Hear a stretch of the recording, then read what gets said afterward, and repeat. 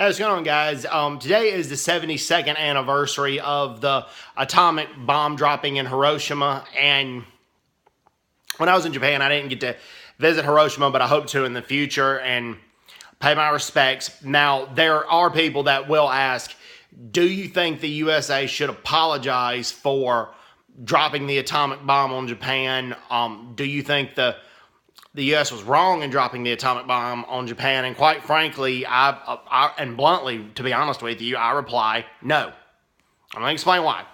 Okay, I treasure and cherish the U.S.-Japan relationship.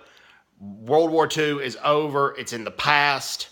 But I still don't think my country should apologize for using that atomic bomb. And let me explain why. Okay? There are several reasons. Okay, number one. The Japanese were very tough fighters, and many of them fought to the death. Japanese soldiers very rarely surrendered, and it was considered dishonorable if they did surrender. Okay? Everybody follow me? And there were, on the island of Saipan, where many Japanese civilians lived, there were Japanese civilians and soldiers jumping off of cliffs committing suicide before surrendering to Americans. So the atomic bomb actually saved Japanese lives, because had the U.S. invaded the mainland, more of those suicidal acts would have taken place. Also in Okinawa, these Japanese soldiers in this particular area were not bad. They were just fighting for their country.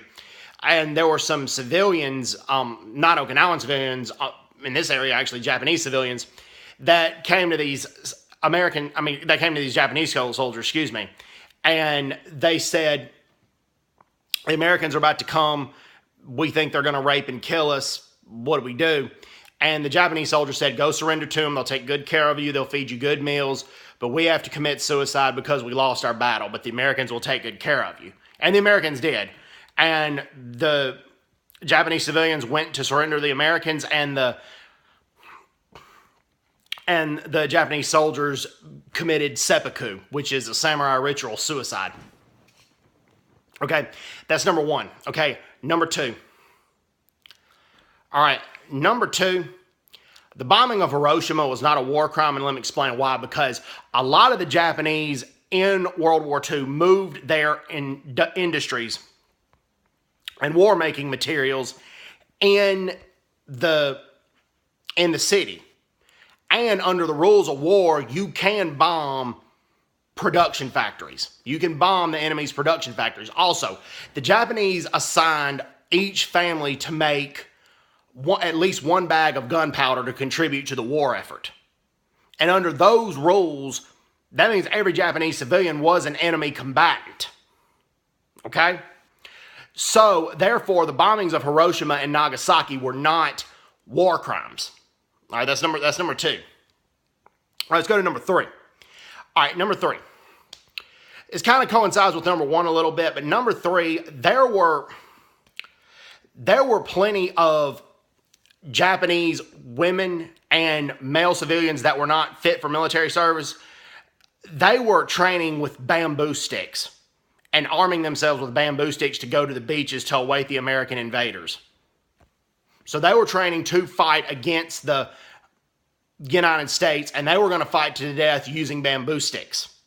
So the U.S., in self-defense, when they invaded the mainland, they would have had to annihilate those Japanese women and the male civilians who were not physically fit for military service. But the atomic bomb dropping kept the United States from having to do that. Okay, and all the documents that the U.S. has uncovered of Japan during that time, Japan had no desire to surrender until after the atomic bombs were dropped. Japan was not about to surrender at all. Okay? Honestly, between August 6th and August 9th, there were meetings and discussions worried about how to counterattack the atomic bomb. But the second bomb was dropped on August 9th, and shortly after that, Japan surrendered. Okay, and then the last reason that I'm going to go into with this is there would have not been in Hiroshima or Nagasaki had there not been a Pearl Harbor. Okay, and Pearl Harbor was a sneak attack, and It sunk 2 battleships, and it basically drew the United States into war. And Pearl Harbor started the whole thing, okay? And so people don't need to be looking at Hiroshima in this situation. They need to be looking at what happened in Pearl Harbor. But like I said, the Japanese soldiers were tough fighters. Some committed war crimes that I'm not too happy about or pleased about, but then some didn't, like, Tadamichi Kuribayashi, who fought on Iwo Jima, and he appeared, he was played by Ken Watanabe in the movie Letters from Iwo Jima. He didn't like what his country was doing, but he felt like he needed to fight for his country, and he was a very good general, and took care of his men, and was an excellent soldier. And that's the same with Baron Nishi, who was the former Olympic horse rider. He knew 2 American movie stars, Mary Pickford and Douglas Fairbanks. So, like I said, I recommend you guys watch Letters from Iwo Jima. Now, it's important to note that the Japanese soldiers on the Letters from Iwo Jima were not the Japanese soldiers all throughout the World War II campaign. The Japanese soldiers in Nanjing, China did a lot of brutal things. The Japanese soldiers who were assigned to the occupation of Korea did lots of brutal things, and that's not anything to be proud of. Nothing to be proud of at all. And Japan committed a lot of war crimes and during World War II, but things have changed, and Japan is a peaceful nation who loves freedom and democracy now, so Japan's our ally now. Times have changed. Anyways, hope everyone's doing well. Take care. God bless them. Bye-bye. Bye-bye.